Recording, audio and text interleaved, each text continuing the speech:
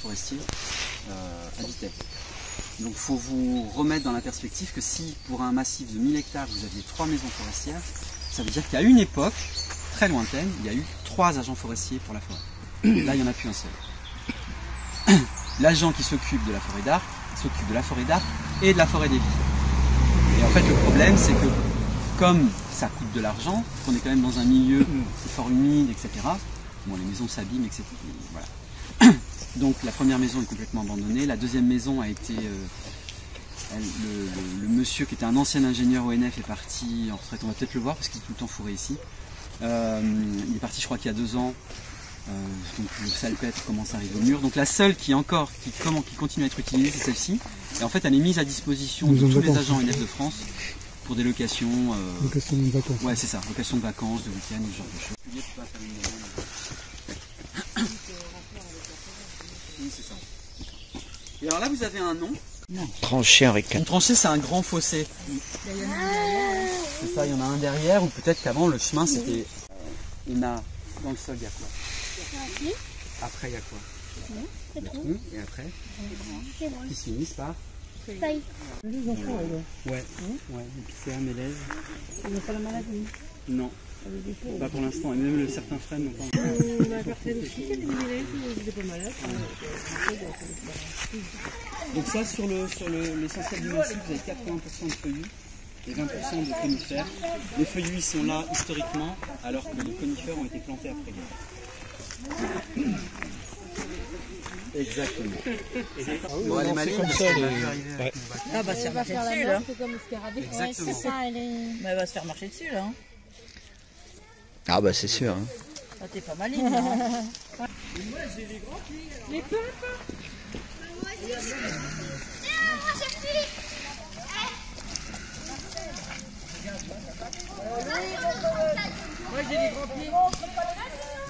C'est-à-dire qu'au printemps, comme ça vous fait quasiment quelque chose de moins, au printemps elle se verge d'eau et les amphibiens, souvent je le vois, c'est vrai qu'ils utilisent ces mares provisoires pour pondre.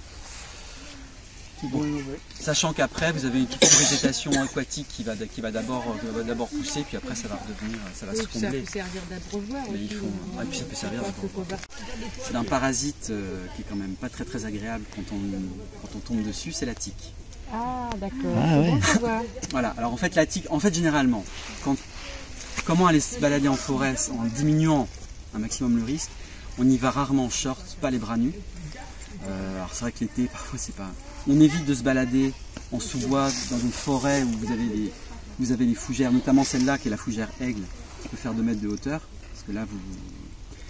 Et dans des forêts où potentiellement il y a du gibier, ce qui est le cas ici, hein, avec du sanglier, le renard, le chevreuil, eux sont porteurs justement de la tique. Font partie du cycle de la tique. La tique, en fait, pendant sa vie, elle fait 3 repas.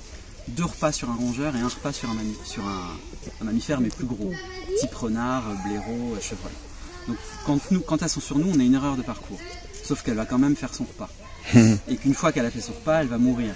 Et en mourant, si on ne la voit pas, elle va forcément mourir en étant accrochée sur vous. Et potentiellement, en mourant, elle va vous transmettre une bactérie qui va être responsable après, mais quand je dis après, ça peut être longtemps après, de la fameuse maladie de Lyme. Tous les agents forestiers je ne dis pas de bêtises quand je dis ça, en tout cas ceux que je connais, donc j'en connais 3, qui sont partis, dont 2 qui sont partis en retraite, tous les 2 ont la maladie de Lyme. Aïe. On est complètement à la ramasse. Et le merisier, c'est l'ancêtre du cerisier. Le cerisier n'existe pas naturellement. C'est le merisier, l'essence d'origine. Ça, on appelle ça, c'est comme le bouleau en fait. Le bouleau, c'est pareil, il a son écorce blanche. Son nom commun, on l'appelle le persemousse, parce que justement la fleur traverse le feuillage. Donc le feuillage, c'est celui qui est en étoile. Hein. Vous faites de la macrophotographie, c'est très beau, vous perdez tous les repères en termes de taille. Et son vrai nom, c'est le polytrique. C'est la mousse, l'une des mousses les plus communes et les plus faciles à identifier. Et celle sur laquelle vous avez le pied, c'est pas la même? Non, ça c'est pas la même. Ah oui. Ah oui, d'accord. des archi-spécialistes. Déjà, quand vous parlez à un botaniste, vous avez l'impression de parler à quelqu'un qui habite Marseille. Mais alors, quand vous parlez dans la botanique à quelqu'un qui est spécialiste des mousses, alors là, j'avais un rocher où j'avais identifié une sphaigne, et puis pour moi, il y avait 2 espèces de mousses différentes, sûrement la polytrique et puis une autre. Alors qu'il y en a eu plus. Quand je lui ai dit ça, ils m'ont regardé d'un air dépité, avec des yeux de plein de tristesse pour moi, et en me disant, mais là, il y a au moins 8 espèces, et une vingtaine d'espèces de mousses. Donc voilà, c'est...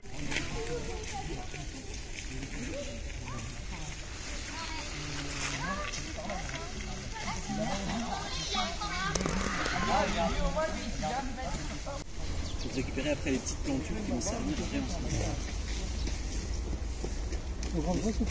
ensemble. Donc c'est 120 hectares de zones humides qu'on essaye de protéger mais qu'on n'a pas réussi encore à inscrire espace naturel sensible parce que c'est très privé. Donc il y a des propriétaires de chasse, il y a des agriculteurs, etc. La chance fait qu'on a un propriétaire de chasse qui finalement a autorisé la fédération de chasse à venir faire des inventaires autour de ces mares, parce que vous allez voir il y a 3-4 mares qui sont les anciennes balastières qui ont servi à faire les fameuses briques blanches qui maintenant sont des mares avec des gabions. Donc la chasse est maintenue, mais par contre on a pu faire des plans de gestion, on a pu faire des inventaires naturalistes et du coup c'est pas fermé, en tout cas il y a des actions pour protéger la biodiversité. Et c'est dans cette vallée-là que s'est déroulée donc la bataille de 1589 entre Henri IV et le duc de Mayenne. Et cet obélisque, je vous donnerai les précisions parce que je les ai notées sur un papier, cet obélisque a été construit sur la volonté de la duchesse de Berry. Alors la duchesse de Berry, je ne sais pas si ça vous parle, en tout cas les locaux la connaissent pas mal parce que c'est elle qui a permis au début 19e, quand elle est arrivée en Normandie, elle a adoré. D'abord il y avait la mer. Elle a fait de Dieppe une station balnéaire. Exactement, c'est elle qui a fait de Dieppe une station balnéaire. Alors ce qui est assez marrant, c'est quand vous retrouvez dans les archives les règlements de bain à l'époque. Le bain, c'était absolument pas du loisir ni du plaisir, c'était du médical. Bien sûr. C'était du thérapeutique. Et les femmes, vous aviez le droit à 7 minutes, les hommes à 12 minutes, mais pour les plus costauds. Et puis c'était, quand vous aviez des petites jetées, vous aviez les femmes d'un côté, les hommes de l'autre, et les maîtres nageurs qui s'occupaient des femmes faisaient l'objet d'une enquête des mœurs, mais alors en bonne et due forme. Parce que forcément, potentiellement, il allait prendre des femmes, ils allaient porter des femmes s'il y avait un souci. Donc c'est super marrant de retrouver des anciennes archives. C'était extrêmement codifié. Des cordes, je crois, pour descendre dans l'eau. C'est ça, il y avait vraiment tout. Oui, c'est ça, tout à fait. Il y avait une phobie de la mer, c'est Ouais, ça. ouais. Il y avait une phobie, hein, c'était. Ah oui, ça et apportait c'était le vraiment poisson, médical. mais Mais bon, les pingouins, c'est ce qu'ils font. Hein. Je ne sais pas si vous avez vu les pingouins à Dieppe, c'est une association qui se baigne toute l'année. Mais alors, il faut les suivre. Hein. Ils ont une pêche. Et le premier de l'an, quand parfois il fait 0, 1, ils sont là. Hein. Et en tenue, vous voulez dire? Ils sont en tenue ou pas? Non. Peut-être. Je sais qu'au Canada, ça peut descendre à moins 3, moins 4, mais je crois pas que ça peut. Mais les enfants, ils se nourrissent. Ça a gelé. Il y a une année où il a fait moins 17, même moins 19. Ah ouais. Oui, c'est au début. Les galets étaient gelés, Oui. ils tenaient entre eux, et le bord de mer était gelé. L'eau était gelée. Il y a 30-50, ça. Oui. Et les pingouins se baignaient. Hein. C'est ça, ils sont Alors, irritables. il y a quelqu'un qui a fait une photo où on voit de la neige gelée sur les galets, des gens faire du ski sur cette neige, et en arrière-plan des nageurs dans l'eau, des pingouins dans l'eau. C'est génial, un truc anachronique à ce moment. Oui. C'est quelqu'un d'Offranville qui avait fait cette fait ça. photo. Oui. Il y a eu une piste de ski d'ailleurs qui a été construite. Oui, Ouais. mais en plastique. Hein. C'est en plastique, ouais. Ouais, j'ai vu Vous ça. voyez, Oui, les, qui vous bouffait voyez par les les années robes. 70 quand on voyait Ah bon les cartes postales. Jacques Dubosc. Et, bon, ça s'est effondré, donc forcément ça n'a pas fait long feu. Mais... Il n'y a plus de rivière maintenant. Si, alors il y en a trois. Il y en a 3. Là en contrebas vous avez l'Aulne D'accord. qui va rejoindre celle qui passe juste derrière les deux grands étangs qu'on appelle la Béthune, qui va rejoindre après la troisième qui vient de l'autre côté qui s'appelle la Varenne. D'accord. Et les trois convergent Ouais. pour former le fleuve côtier de l'Arc. D'accord. Qui arrive D'accord. en plein cœur de Ce qui a été, j'allais dire, dompté, Marseille, qui a été urbanisé finalement là-bas. Mais le monsieur doit l'avoir sur son cahier, il a le texte.